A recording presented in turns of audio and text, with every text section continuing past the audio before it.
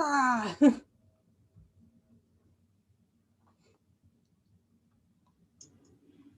All right.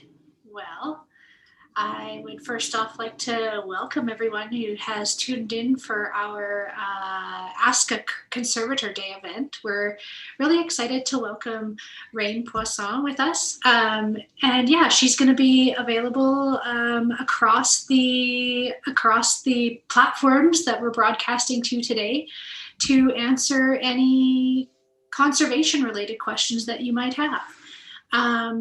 So with that, I am going to pass it over to Raene, and I'll be keeping an eye on any of the comments or questions. And yeah, we'll just take it from there. This is kind of the first time we're doing a live event like this, so we're really excited to have you. Thanks for joining us. Yeah, thank you for having me too. This is such a good opportunity to spread awareness of what the world of conservation is and how it relates to museums. Not a lot of people know what conservation is. I sure didn't when I first started too. Yeah. I was wondering, maybe just to get us going here, maybe you could talk a little bit about how you did get started in this sector. Yeah, for sure. And so I'm from Shaunavon, and I got my first experience working in museums as a summer student there. And that's kind of where the inkling for museum heritage work sort of started. But, since then, I got my university degree in studio art. I actually have a Bachelor of Fine Arts first. And from there, once I graduated, I was out of school for a bit and went, ugh, this sucks. Being an artist is hard. But I also don't want to be a curator, like an artist curator, because I don't want to deal with artists like myself or flaky people. I don't want to deal with that. But I knew I would like to work in museums and heritage, but I just wasn't quite sure yet. So I started looking into it, and that's where the light bulb moment happened where, oh, you can just work with the objects? That's amazing. How do I do this? Where do I do this? Can I do that here in Canada? And from there, I started volunteering at the Western Development Museum in Saskatoon and their conservation lab, just to start to get a feel for it and to see, okay, if this is something I want to do, I should actually try it out. And it just instantly clicked. I loved it. The supervisor there, Mark, was amazing, gave me a project to work on, and he kind of taught me what conservation is, ethics, like just getting my feelers out for it. So after I volunteered for a while, I applied for the Cultural Heritage Conservation and Management postgraduate diploma program. That's a mouthful, at Fleming College in Ontario. I got accepted, and the rest is history. Went to school and just started working. Oh, that's awesome.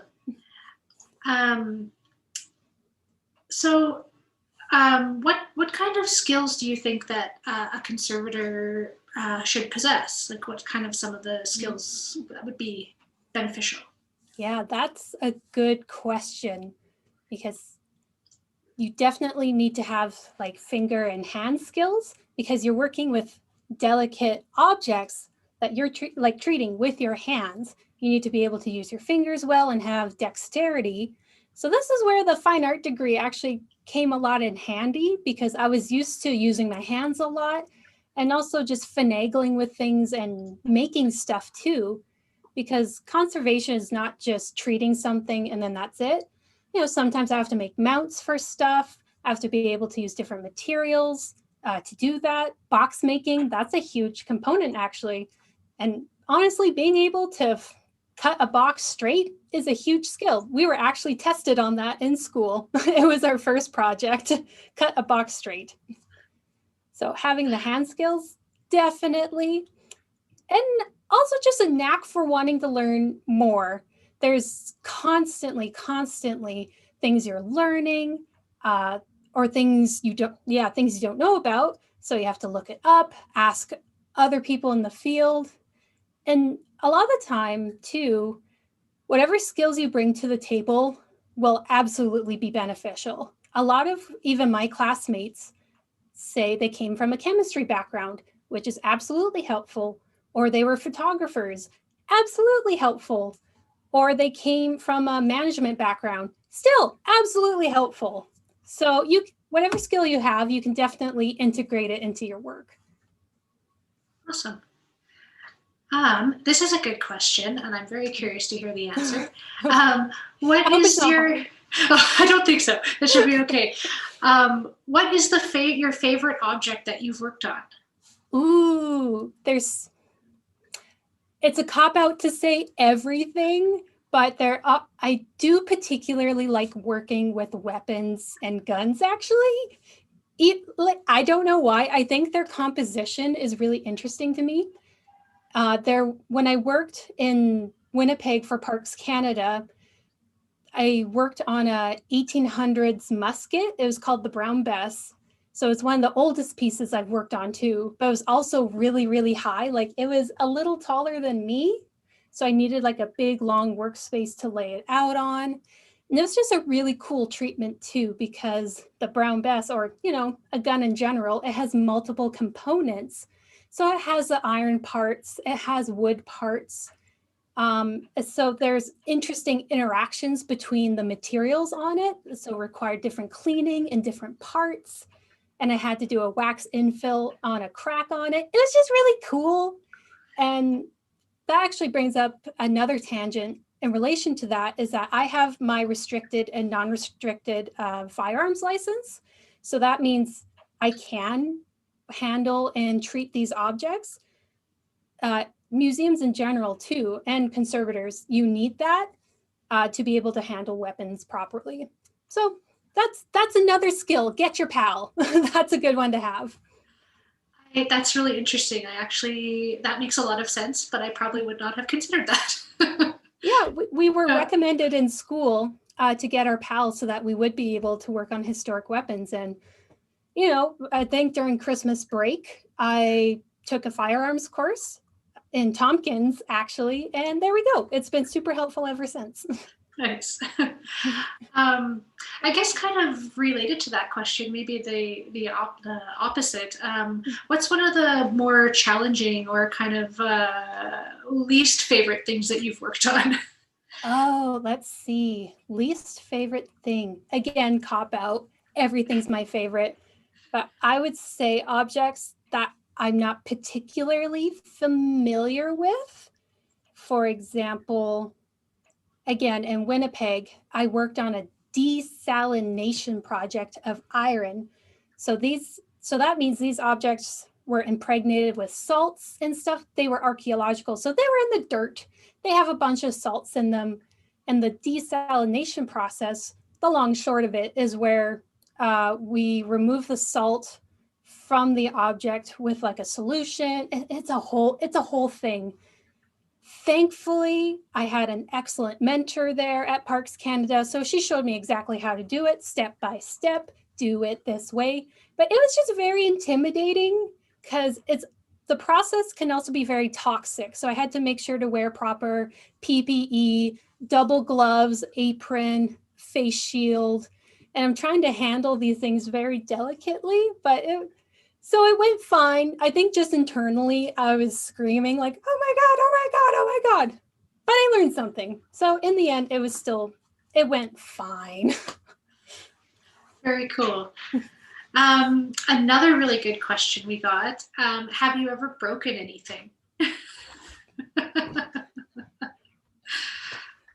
Okay, not broken, but definitely when I was first starting, I would try and rush things. I know at my internship at the WDM, I was working on a glass compote thing, or a glass dish thing. And I was trying to reattach some parts with an adhesive. So I stuck the pieces together, but didn't quite fit. So I was working on removing them to try again. And I had a heat gun with me. So this is what I did wrong. I was using the heat gun too long because I was heating up the adhesive so I could remove it again.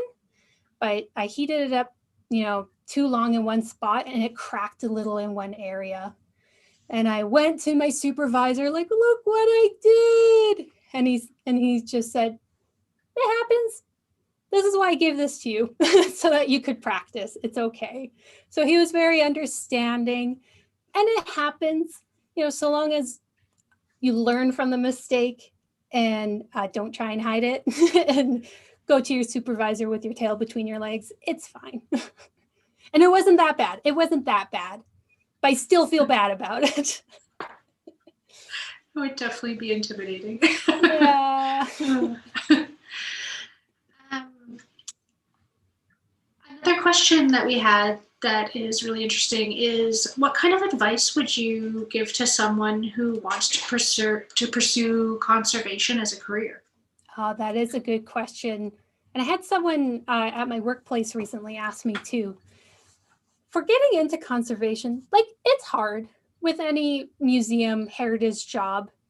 It's difficult to get into and to stay in because the field's always fluctuating. It's funding and all that stuff too, especially with conservation.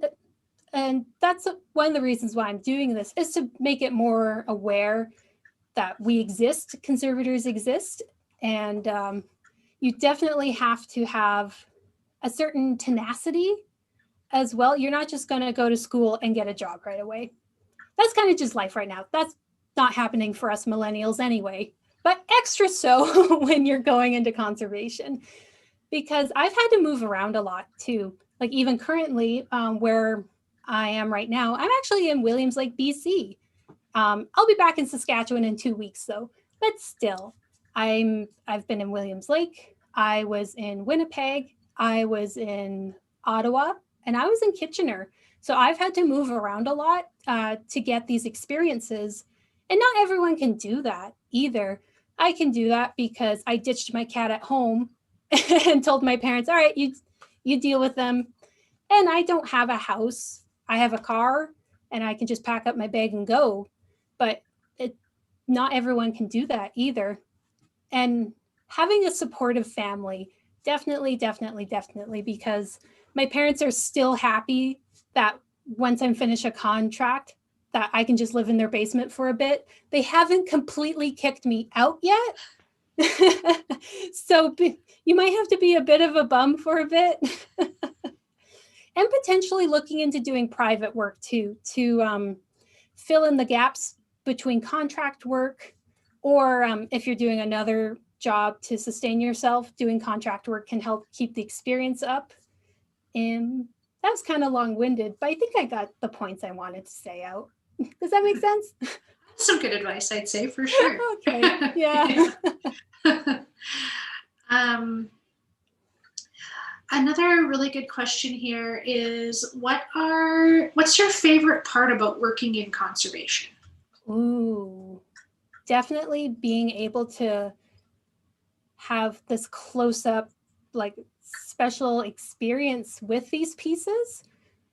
Like, some items have had extreme historic significance. Like, one object I worked on was Lady Dalhousie's herbarium at the Canadian Museum of Nature.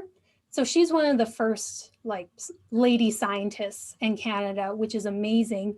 And I got to treat her herbarium with pressed flowers and plants that she herself collected these pieces, put them in the book, and here I am 100 so years later, making sure they're still okay, putting bits back together, but also just seeing her handwriting, like, wow, this is her handwriting.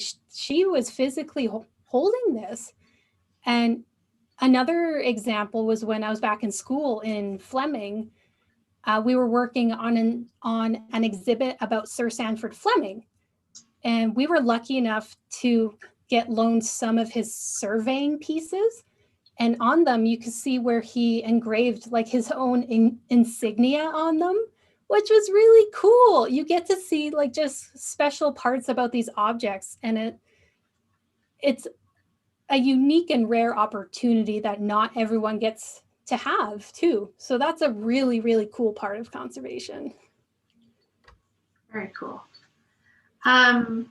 Okay, here's another really interesting question. What kind of tools do you use? I have so many tools. I'm just going to show you guys. Okay, I have them all here. Please do. So I found this leather case at, I think, a thrift shop. I love thrifting. And I have a bunch of brushes and pokey tools. So I have an array of soft brushes that I use. Ooh. So these soft ones I really like using for cleaning objects. They're soft, they're delicate. There's like the fancy hake, like Japanese brushes you can get, and they're made from like hog's hair. They're beautiful and wonderful. I just haven't come across one yet, and I'm too lazy to order it. But I find if you have a soft bristle brush, that will be just fine for dusting. You don't need to get the super fancy conservation grade one. A fan brush from the art store, also totally fine. And I have an array of them. Some of them are more rough. Oh, like this guy. This guy, he's a little more rough. So I use him for cleaning off rust from iron. Yeah, because he can really get in there and clean things up. So I have a large array of brushes. And I have a dissection kit tool with scalpels and tweezers and pokey bits. I use scalpels a lot. They're like probably my favorite tool. They're great for removing iron corrosion, removing adhesive from things, cutting yourself accidentally, all that fun stuff. And lots of, what's another fun tool? Oh yeah, and lots of little tweezers.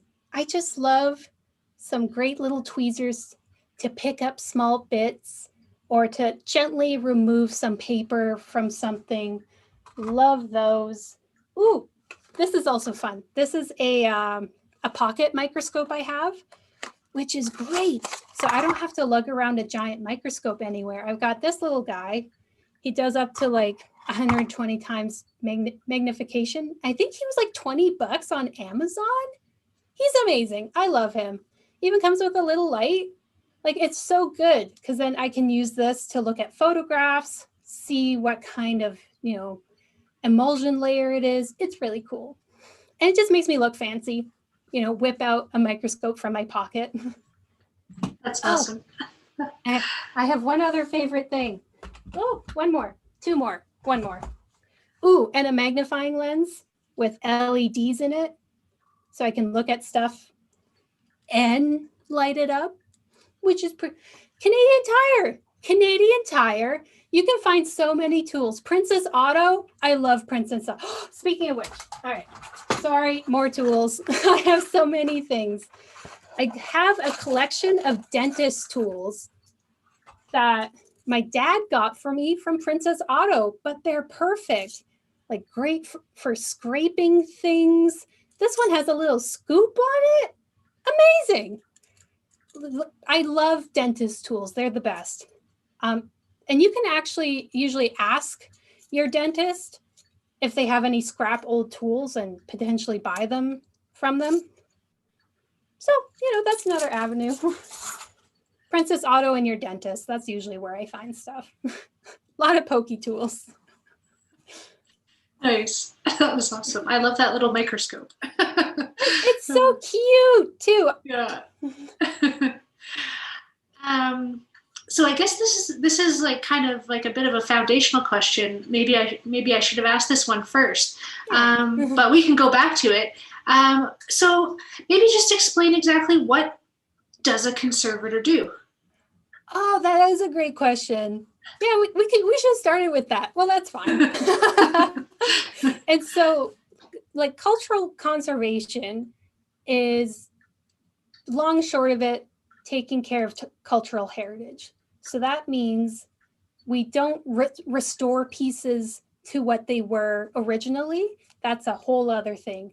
Conservation, we want to keep the historical integrity of the object, and we just don't want it to degrade further. And we want to try and mitigate that because like how the object has aged or how it's been made, or the the tarnish on it per se, that's part of its history and important as well. We don't want to take away from that. Like one of the examples I think of is, say, like a World War II helmet, where maybe there's, still dirt and stuff on there from battles and things like that. We don't want to remove that dirt. We want to try and keep the dirt on per se, and keep the integrity of that piece, because it tells such a story. Whereas someone in restoration might, remove all the dirt, repaint it, fix any chips in it to make it brand spanking new. But now it doesn't have the same story either. There's a better way of explaining things, but that's the Raene way of explaining things. Yeah, no, that makes a lot of sense. I hadn't myself even really thought about that sort of difference in particular. That's interesting. Yeah, when people say, oh, you restore things, I have to clap back like, no, how dare you? I do not. There might be some aspects of conservation where we might restore parts of an object. Say if the structural integrity of the piece is at stake, we might add some new components just to keep it, together, but we wouldn't want to do any more. And if anything, we want to keep the same historical parts to it. I'm bad at explaining things. Not at all. This is a really good question that I know probably a lot of our Museum Association of Saskatchewan members that will be curious to hear the answer to. How can a small museum find a conservator? Oh, well, you're looking at one. No. There's other conservators in Saskatchewan too. The best way is to go, there are conservation societies, like the Canadian Association for the, it's got such a long name. I only call it CAC, but it's like the Conservation of Cultural Property. You know what? What's it called? Oh, the Canadian Association for Conservation of Cultural Property. It's a mouthful. It also goes by CAC. That's a lot of society that conservators are a part of. I am a part of it too. And you'll be able to see the members on there. And you can also just email CAC and maybe see who's available. There's also the Canadian Association for Professional Conservators. That's another avenue they can take. And those conservators are accredited as well. So that means they've been in the field 5+ years. Their work has been looked over by a board and approved, like, yep, they know what they're doing. So they've been accredited. And they're usually listed by province or specialty as well, if you check out their website. So either avenue would work. Say with the accreditation, not every conservator is accredited. You don't have to be, but sometimes bigger museums will only hire conservator if they're accredited. That's something I'm working towards. I'm still not 5 years within my career, but I actually have a mentor I'm working with to make sure I'll be ready to go for my accreditation process. And I guess also in that route, how to know you're picking a good conservator, because anyone can just say they're a conservator. I guess one avenue would be to request a portfolio from them and who they've worked for as well. If they can't provide that, I wouldn't trust them either, because I have a portfolio of work that demonstrates my skill, why I did a treatment, how I did it, that sort of documentation. And if requested, I always provide it in interviews and stuff. That's really interesting. So with that, are you going to be, do you have a specialty, or is there an area of focus that you are or are working towards? That's a good question. Not particularly. I consider myself an object conservator, so that just means I work on overall objects. I have experience working with wood objects, metals, composite objects like weapons and stuff. I would like to do more taxidermy. That really interests me. And I also like working on leather, like saddles, horse tack, stuff like, it reminds me of home, really. I think that's why I like that stuff too. And I do really enjoy working with metals as well. but I wouldn't necessarily consider myself a specific metals conservator. So I go with objects. I wear many hats. but Nice. but for people maybe who are looking into conservation, like you can absolutely specialize. There's art conservation, textile conservation. Like it's an amazing, expansive field. You think it, you can do it. You can even be a conservator for digital archives or for digital media or video games. That would be so cool. Wow. That's really interesting. We had a comment from Wendy Theens in Shaunavon. Maybe you can fix the one-eyed rabbit at the Grand Coteau. Actually, I'll be back in 2 weeks. I probably can. Now I want to see a picture of the one-eyed rabbit. Yeah, actually, send me a picture, and I'll. Yeah, I could totally fix that. That's awesome. Let's see here. Another question that has come through is, are there resources that you'd recommend? Yes. Well, especially those two societies I mentioned, CAC and CAPC. A mouthful. But there are also online resources that I love. There's one called Connecting to Collections. They do webinars all the time about anything and everything museum related, and they're catered more to small museums. So if you need help accessioning items, they have a webinar and it's recorded so you can watch it anytime. If you want to learn more about how to take care of your taxidermy collection, they've done a webinar. If you want to learn how to deaccession things, they've done a webinar. They've literally done a webinar on anything and everything that might affect a small museum. So I absolutely recommend it. And it's free. And their videos are very informative and awesome. So I super recommend that. There's a conservator I like on YouTube called Digging with Raven. She does YouTube stories about stuff in conservation, questions you might have about conservation or what she does. She's also just fun and entertaining. Another resource is the Canadian Conservation Institute.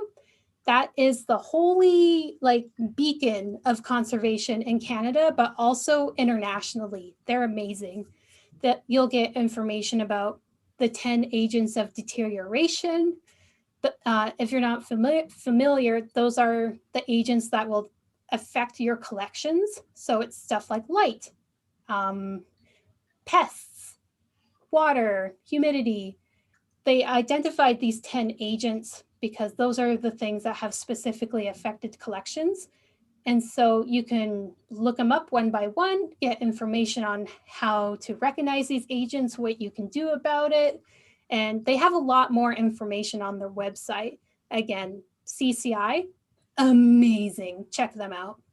And there's one, the National Park Service. They also have a plethora of free, short PDFs on collections care, picking right materials for storage. They're also amazing. Check them out too. The two main resources I look at as a conservator to make sure I'm still using the right products or just to make, I need more information on something is CCI and the National Park Service. So I highly recommend those two. Awesome. That's really good tips. And I will just take that mention of CCI as an opportunity to do a very short plug.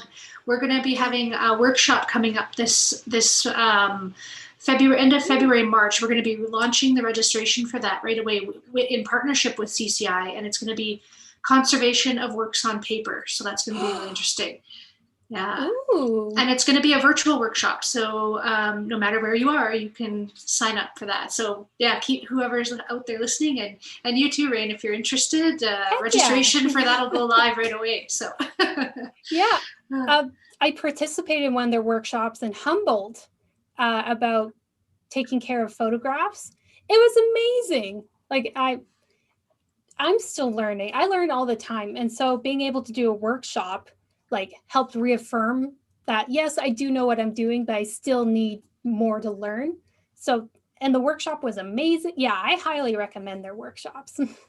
Awesome. That's great. Yeah, I'm excited. I'm going to be sitting in on it as a moderator, and I come from a background of printmaking, so I'm looking forward to learning more about the paper conservation for sure. Awesome. Yes. um, okay, so here's another kind of good question that leads into the other one, possibly. How often do you reach out to other conservators to solve a problem or for advice? Ooh, all the time. Like, because I'm still in my early stages of my career.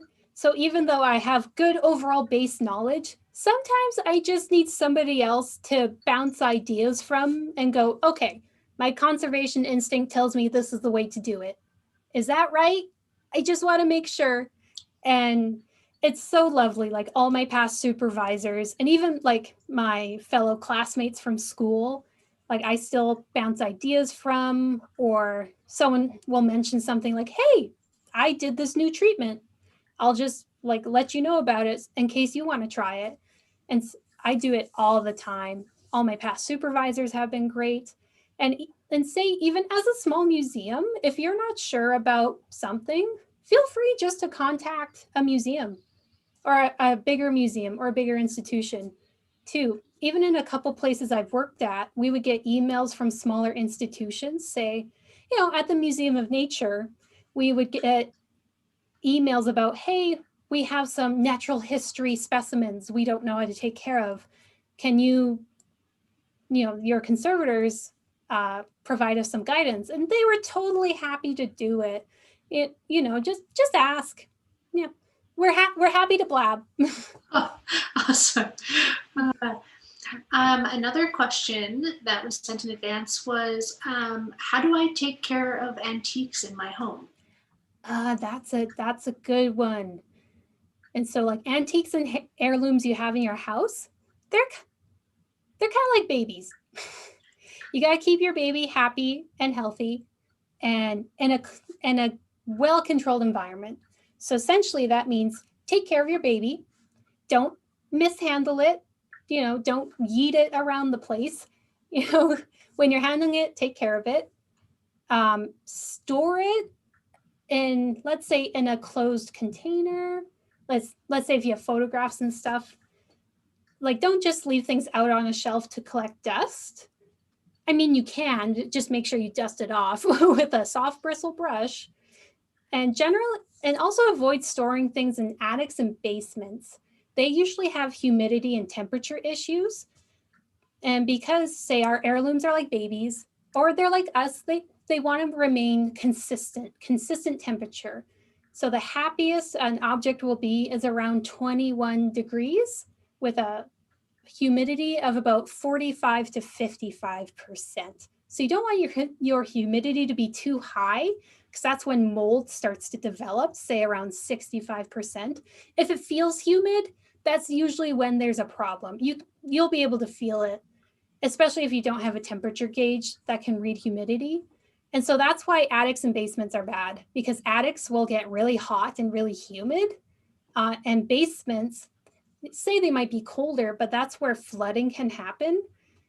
And say if you have, your grandma's piano downstairs, say there's a flood, like that will wreck your piece. So don't store things. If it has to be in a basement, make sure it's on a shelf or at least off the ground by 2 to 6 inches, just in case of flooding. It happens more than you think. And what else would I recommend taking care of heirlooms?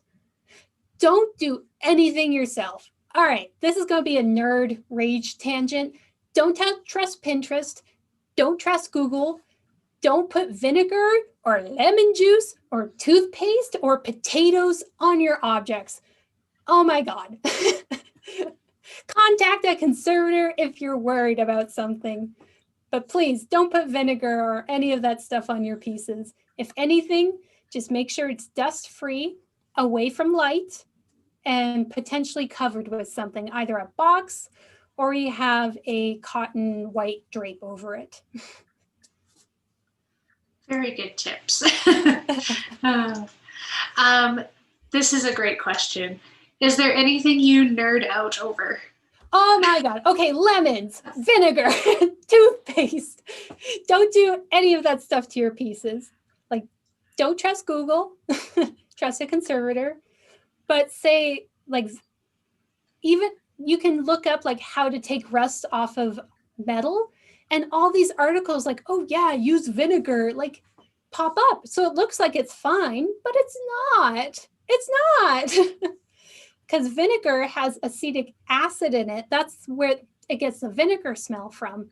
But this acid will eat away at your metal long term, especially if you don't wash it off properly afterwards.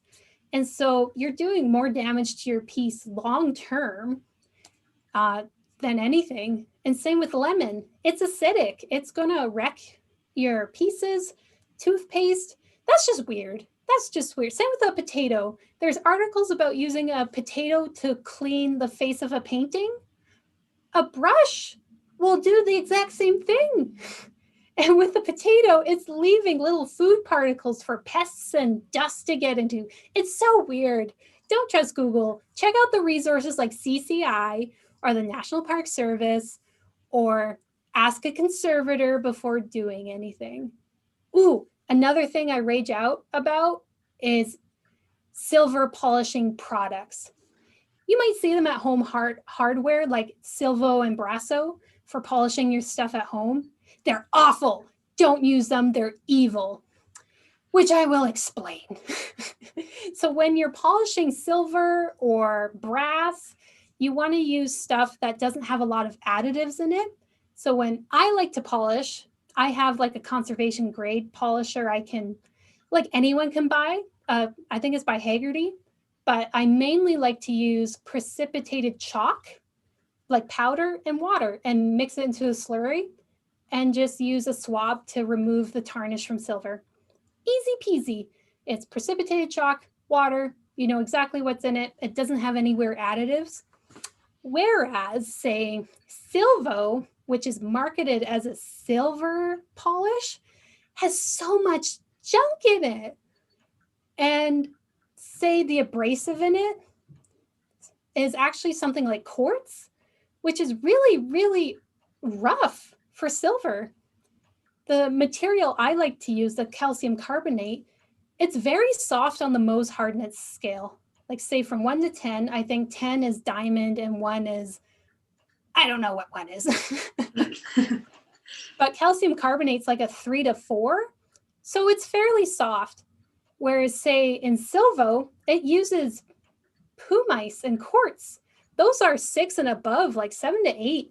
So it's very rough on your objects, but also because it's a commercial product, it has all these weird additives like silicones, which aren't great for your piece, and solvents like ammonia, which is really bad for your piece too. And then this begins my tangent towards Brasso. Brasso is awful because it has, these same, like quartz and silica and things in it, which are really rough, but also the ammonia in it, that's awful because ammonia will cause brass and copper objects to crack. There's a chemical reaction between ammonia and the copper in brass and stuff like that. And so the fact that this specifically brass polish has ammonia in it is awful. Long term, it will wreck your piece. Yeah, I get super ragey about it. And avoid Silvo and Brasso. Eventually I would love to do a video like detailing why they're bad, pointing out the ingredients. I have a whole little file about this because I went on a nerd rage at one point. So I'll share that information somehow at some point. I would have never known that. Thank you for telling me that. Right. Yes. No. And why would you know? Because it's marketed as such. But Oh man, good to know. Let's see. Here's a good question. I guess it's kind of maybe a bit of a two-part. So, do you have any other plans in the works? Or my other kind of question to go along with that is, what kind of stuff are you working on right now? Ooh, so I guess in the works, I'm speaking on two panels next week for a summit called Fair Museum Jobs. I'm speaking on 2 panels. One is about collections management jobs, which I'll be speaking about how to get into conservation, what it's like. And the other panel I'm on, which is on a Saturday, is about personal values while working in museums and heritage. And what else am I doing? Oh, at some point, I'm also doing a webinar for the BC Museums Association about heritage conservation and some like tips and tricks sort of video. So that will be coming up quick. And other projects I have going on, I'm kind of wrapping up things here in Williams Lake. I do have a bunch of little projects I need to finish. There's a silver piece I need to polish because it was on display for a long time. And I think in the past, an improper cleaner or silver polish, maybe Silvo, was used on it. So the tarnish on it is really scattered and like not pleasant. So I'm going to take the polish off. That's hopefully get done this week project because I'll be coming back to Saskatchewan end of the month. So I guess after that, it's just Christmas time for me. What kind of other stuff have you been working on at Williams Lake? Oh, that's a good question. I was helping with an exhibit about the 2017 wildfires that happened here. It was the biggest wildfires that happened, but also the biggest evacuation that has happened in BC history. Like all of Williams Lake was evacuated because of it. There were no fires specifically in Williams Lake, but it was still a huge event. And that exhibit went up end of October. So it's only been up for a few weeks. And there's also a large collection offsite project I've been working on. I think it was around the time of the fires, actually, when the museum moved to a new location and they had to put a lot of their collection into these offsite storage areas. And things just went crazy in that time because the fires happened. They're trying to catch up. Like it was just a disaster. And so they got some funding from the Red Cross to help with this project, with the exhibit and also this overall collections management project.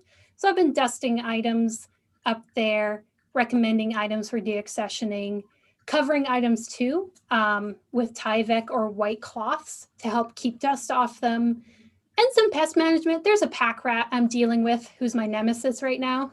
So I'm dealing with that guy. Sounds like a lot of different circumstances and situations to figure out. Yeah, you got to wear many hats when you're in conservation. No kidding. I'm just gonna have a quick little. I think we mostly got to most of the questions that people covered. Oh, I guess there might be. Do you have any just general tips for folks? Yeah. I guess for folks or museum folks, feel free to ask questions to me, or if you look up conservator and find someone's email, you're welcome to ask us questions. Or I'm on Instagram. I get questions through there because I'll post stuff from work and someone will ask me about it, and I'm happy to talk about it too. There's some things I can't or won't talk about. Like I can't give specific treatment to people, mainly because if I start telling people how to treat stuff, they'll go take it at home and potentially may take what I said and blow it out of proportion or take it too far. There's definitely aspects where I'm totally fine telling people, how to clean your object properly, what type of detergent you should use when wet cleaning your objects. But the very specifics of things, I can't. And it's because I follow standards and ethics, especially as a CAC member. I follow the standards and ethics from there. And I am able to do conservation treatment on objects because I have the training for it as well. So it's like a weird balance between wanting to make conservation more accessible, but also not giving too much information because that information has been abused before. Not abused, but people just take things too far. So if you have questions, definitely just specifically ask a conservator too, is what I would say. Because I don't mind talking one-on-one either, even if it's just a quick like, hey, am I doing this right? Or if there's treatment aspects, or you want to start or you want to consult someone to do a conservation treatment, yeah, feel free and ask. Hire me for it. That's the thing. Hire me if you want conservation treatment done. Hire me or a conservator. We're available. Literally your job. Literally my job. Yeah. That's awesome. I think the final question that we had submitted that we haven't quite gotten to yet is, other than me asking you, why are you participating in this event? Oh yeah, well, I guess to make conservation more known, because yes, like even regular folks, they have heirlooms they want to take care of, photographs, grandma's wedding dress they want to take care of, or small museums, especially in Saskatchewan, like sometimes they don't know who to even contact. It's so intimidating. Like frankly, like conservation can seem very intimidating on the face level. It seems as very scientific and fancy schmancy, and you have to be working at the Louvre, working on these historic paintings. It face value wise, it can be a very intimidating field when you start, or when you're just trying to learn more about it. But really, we're nice. I'm your friendly neighborhood conservator. You're welcome to ask me questions. I just want to be an advocate for it too, and help small museums or just the regular folk take care of their cultural heritage, because it's important too. Like you hear being able to tell stories of, say, your cultural heritage or stories of your family and relate it to an object from them, like the tangible and intangible, is so important too. Say, especially if you don't know how to connect to your culture or it's been taken away from you, being able to connect with these pieces and these objects that have been taken care of is so important too. So it's a cool field that I want more people to know about, and to know that it's not scary. We love it when you ask us questions or things like that too. Don't be scared. Awesome. I am checking here periodically, but I'm not particularly seeing any other questions that have come in. And we, surprisingly, the time has flown by. We're getting to almost 10 to 3 already, which is crazy. But yeah, I was wondering if you had anything else that you wanted to add or talk about at all. Ooh. Oh, one quick blip that came to mind is that, especially say for small museums, getting the supplies you need can be so daunting, but you can absolutely find like conservation grade alternatives, like locally, or just ask your community. Like how I mentioned, you can use cotton sheets for draping objects with. Just send a call out to your volunteers or community, like, hey, we need your white sheets if you have spares, especially if you can't afford to buy like a couple $100 or $100 of fabric. Just ask your community if they have stuff. Or here's another thing. Ugh. All right, so this stuff, Orvis, I use for cleaning objects. And people ask, oh, is that like some special conservation grade material? It is, but I got it at the farm supply store for $40, or you can get it at Fabricland. Really, because it's for cleaning horses, livestock, pets, but also for quilts and delicate fabrics. It's one of my top materials to get. And I guess if you're a small museum, see if your 4-H club has some Orvis on hand you can borrow. You just need a little tube of it.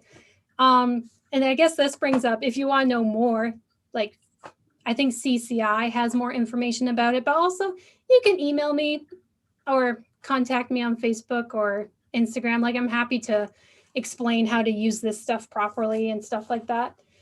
And I'll put this down and say even a lot of my materials I've had to get locally or from the home hardware store because I can't afford shipping on conservation materials from the UK. No, especially when I can find the same stuff frugally locally. So in that regard, again, I'd like to work on almost like a master sheet of stuff you can find locally to help small museums or even just people trying to do preventative conservation at home. Like you might want to make an archival box for your grandma's wedding dress. Where do you get sheets big enough for that? Coroplast. Coroplast is like a plastic flute sheeting. It's at sign shops. So ask your local sign shop if they'll sell you a giant sheet. There you go. Stuff like that. I've definitely been learning tips and tricks on where to find materials. So somehow I will share that in a more public way once I wrap my brain around it. But, people are welcome to contact me too, and I'll try and help find local materials for you or recommendations. That's another quick Raene fun fact. That's a really great idea. Maybe that's something we can definitely chat about, in the future, as maybe we can partner and do some sort of tip sheet or something on that. I think that would be great. I think people would find it really useful. Yes. Especially finding archival materials. Oh, that's another nerd rage tangent. Not so much nerd rage, but knowing what makes things archival will definitely help you find archival materials. Because say paper, it might say, oh, this paper's archival. What does that mean? When something is archival, it actually has no legally binding meaning. So that's totally a lie, unless it says why. Like, for example, paper, if it's lignin free, free of whiteners, or made from like 100% cotton or equivalent, that's when you know it's archival. Or if it just says archival and acid free, okay, again, not legally binding, and anything is acid free for a certain amount of time. That doesn't mean it's acid free forever though. There's little annoying things you got to keep your eye out for, especially if you're trying to find things more locally or frugally too. That's good to know for sure. Well, I think we're just kind of coming up on the edge of having a couple minutes left here. And yeah, I have been checking for questions. Oh, let's see here. Maybe there was one thing that came through. Let me double check. No, it looks like we must have answered folks' questions, so that's great. Good. I just wanted to take a moment here before we wrap up and just say thanks again so much for joining us for Ask a Conservator Day. It was awesome. I learned a lot. Like I said, I kind of come more from an arts background, and I am kind of just learning more about museums and conservation as I work with the Museums Association. So yeah, it was really great to learn more about conservation. And yeah, I hope that everybody who tuned in today enjoyed your presentation and chatting with you. It was fantastic. And yeah, hopefully when this whole COVID situation gets under control, yeah, it would be great to meet you in person someday. Yes, this has been lovely. Thank you for inviting me. This has been great.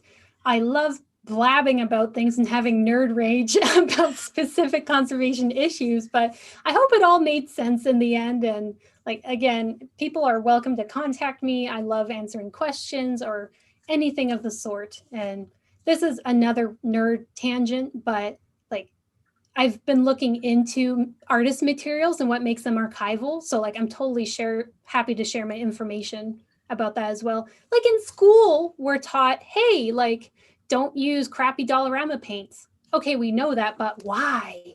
What makes them garbage? I can tell you what makes them garbage, but that's a topic for another day. Nice. Oh, there we go. My sound was cutting in and out there for a moment, but I think that might hopefully that's just on my end. Oh, maybe do I have it back there? Well, Maybe there we go. I got it. I think. Yeah, All you're good, right. you're good. Okay. All right. Well, I think with that, then we'll probably wrap it up. And yeah, thanks again. And I'm sure we'll talk to you again soon in the future. Sounds excellent. Thank you. And thanks for everyone at home watching. Awesome. All right. Have a good day, everybody. Bye. Bye.